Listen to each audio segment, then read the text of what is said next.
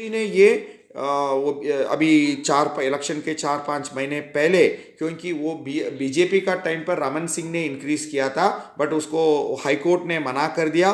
फिर वो case supreme court चला था। सुप्रीम कोर्ट अभी 5 महीने पहले हाई कोर्ट ऑर्डर को स्टे कर दिया था। सो अभी गवर्नमेंट ने वो बढ़ गया 58% overall OBC SC ST reservation है। वो सुप्रीम कोर्ट का 93 मंडल कमीशन जजमेंट से बहुत ज़्यादा है। वो मैक्सिमम 50% के ऊपर नहीं हो सकता है, बट अभी दिए हैं। मे बी फ्यूचर में कोर्ट्स विल में मना कर सकते हैं, वो पता नहीं, बट आज इंक्रीज कर दिया एससी एसटी ओबीसी का रिजर्वेशन। और अभी बोल रहे हैं उसको भी आगे बढ़ा देंगे कास्ट सेंसस कर कर। आपको मालूम है राहुल गांधी का फेमस स्लोगन, कितनी आबादी उतनी हक। सो ये अभी कांग्रेस मैनिफेस्टो में है। सो ये चीज कांग्रेस को, और ये इसके अलावा सब लोग, कोई एंटी इनकम्बेंसी नहीं है। भूपेश जी के बारे में इतना कोई आरोप नहीं है। बीजेपी ने ट्राई किया है, करप्शन केस बोला था, ईडी रेड्स भी हुआ था वो बेटिंग ऐप के हिसाब से, बट ये चीज लोगों के मन पर इतना नहीं है। सब लोग खुश है। Particularly Chhattisgarh is a rural belt, tribal belt. इतना urban belt except the small area in the central area इतना ज़्यादा नहीं है। किसान लोग बहुत खुश है। क्यों? एमएसपी ज़्यादा मोदी जी को सेंट्रल गवर्नमेंट ही करता है। केंद्रीय एग्रीकल्चर मिनिस्ट्री वो इतना इंक्रीज नहीं किया है। बट बघेल गवर्नमेंट ने क्या किया है कि ये पैडी ग्रोइंग एरिया है, इधर का लोग ज़्यादा चावल ही खाते हैं। रोटी खाने वाला स्टेट नहीं है, चावल खाने वाला स्टेट है। और ये अभी सरप्लस स्टेट भी है चावल सरप्लस। अभी बहुत ज़्यादा डैम्स भी बनाए हैं महानदी में, बहुत ज़्यादा इरिगेशन प्रोजेक्ट्स चल रहा है। और भूपेंद्र सिंह बाघेल का गवर्नमेंट ने क्या किया था, इनपुट सब्सिडी दे रहे हैं, डायरेक्ट कैश ट्रांसफर फार्मर्स को दे रहे हैं, 7,000 पर एकड़ पर एनम दे रहे हैं। और उसके अलावा एमएसपी यूनियन गवर्नमेंट कितना फिक्स कर रहा है, उसी से 400 रुपये एक्स्ट्रा देकर स्टेट गवर्नमेंट फार्मर से खरीद रहा है। ये राइस पैडी को अनाज खरीद रहे हैं। सो ये सब कुछ किसानों के लिए फ़ायदा है। और कुछ लोन्स भी माफ़ किए हैं। स्टूडेंट्स के लिए वेलफेयर स्कीम्स बहुत अनाउंस किए हैं। अभी भी मैनिफेस्टो में बोल रहे हैं कि ये पूरा एलकेजी से पीएचडी तक पूरा फ्री करेंगे एजुकेशन। उधर लोगों को कुछ भी पैसा देने का ज़रूरत ही नहीं है। और स्टूडेंट्स को ये स्टूडेंट पास वगैरह पूरा फ्री कर दिया, बस में ट्रैवल महिलाओं के दिए हैं। सब लोग खुश हैं।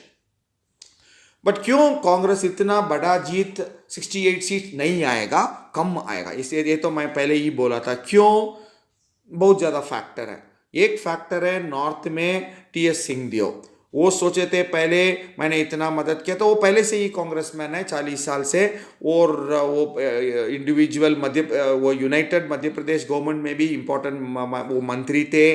और ये सोचे थे कि वो मुख्यमंत्री बन जाएंगे, बट ये नहीं हुआ। क्योंकि कांग्रेस ने सोचा था बाघेल ओबीसी फेस है, वो उनके लिए नेशनल लेवल पर अच्छा है OBC face, rather than mister Singhdeo who is a Rajput. इसी के वजह से उनको नहीं मिला। वो थोड़ा नाराज में थे, गुस्से में थे। और कुछ स्टेटमेंट्स भी 2 मंत्री उनको स्थिति दिए थे। वो सोच रहे थे कि मुझे मुख्यमंत्री बनना था, कांग्रेस हाईकमांड ने मुझे नहीं दिया था। और बहुत ज़्यादा एमएलएस भी उस टाइम ट्राइबल एमएलएस उनको ही सपोर्ट दे रहे थे। बट कांग्रेस हाईकमांड ने भूपेश को दिया था क्योंकि वो ओबीसी फेस बन गया। सो अभी 4-5 महीने के पहले, 6 महीने पहले उनको अभी डिप्टी सीएम बन गया। अभी थोड़ा उनका नाराज़गी कम हो गया, उनका गर्मी बात कम हो गया।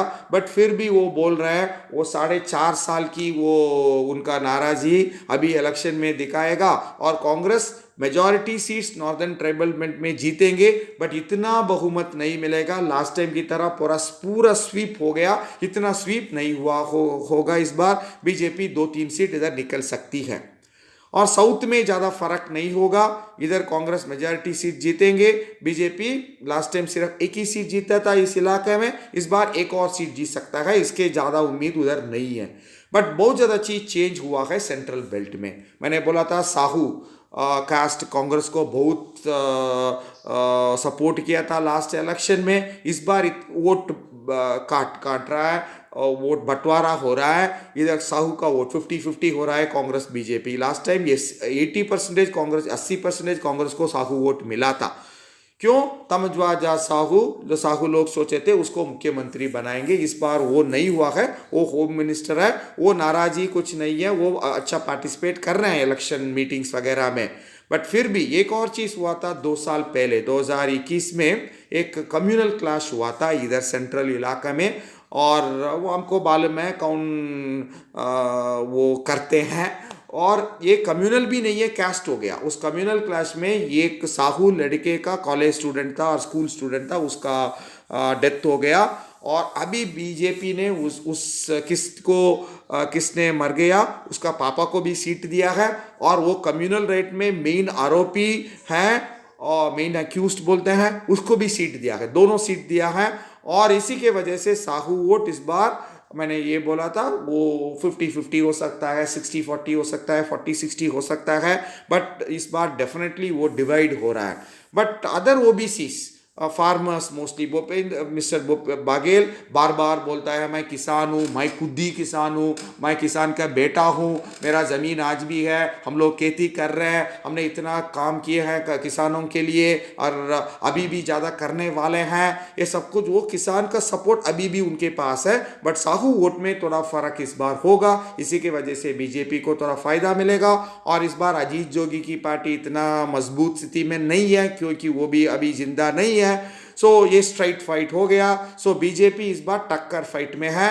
मेरे ख्याल से इस सेंट्रल इलाके में ये टक्कर आमने सामने का टक्कर है, कांटे का टक्कर है, और मेरे ख्याल से 50-50 भी हो सकता है, 40-60, 60-40, दोनों सब कुछ चांस है। बट कांग्रेस के बहुत ज़्यादा सीट्स मिलेगा नॉर्दर्न एरिया में, 2-3 सीट हार सकते हैं, और सदर्न ट्राइबल बेल्ट में भी कांग्रेस को बहुमत मिलेगा। इसी के वजह से ये यूनानिमसली सब लोग, एग्जिट पोल वाला भी, ओपिनियन पोल वाला, सब लोग बोल रहे हैं कांग्रेस जीत रहा है, बट उसका सीट कम हो जाएगा लास्ट टाइम से, और बीजेपी का सीट ऊपर जाएगा। दूसरा पॉइंट क्या है कि बीजेपी को रमन सिंह 2 बार सीएम थे, इस बार उसको भी चेहरा नहीं दे रहे हैं, और सब लोग सब जगह पर मोदी जी का चेहरा और कमल फूल का चेहरा भी दे रहे हैं। सो उसका सीएम का कैंडिडेट, स्ट्रॉन्ग कैंडिडेट कोई नहीं है, ये बीजेपी का एक नेगेटिव पॉइंट है। सबको मिलकर देखने में क्या होता है कि मेरे नतीजे में, मेरे व्यू पॉइंट में, मेरा ओपिनियन क्या है कि कांग्रेस को कंफर्टेबल मेजॉरिटी मिल जाएगा। मेरे ख्याल से 50 से 55 सीट आ जाएगा कांग्रेस को, बीजेपी को आ जाएगा 35 से 40 सीट आ जाएगा, और निर्दलीय और अजीत जोगी बीएसपी पार्टी को 2 से 3 सीट आने का चांसेस है। ये ओवरऑल स्थिति है।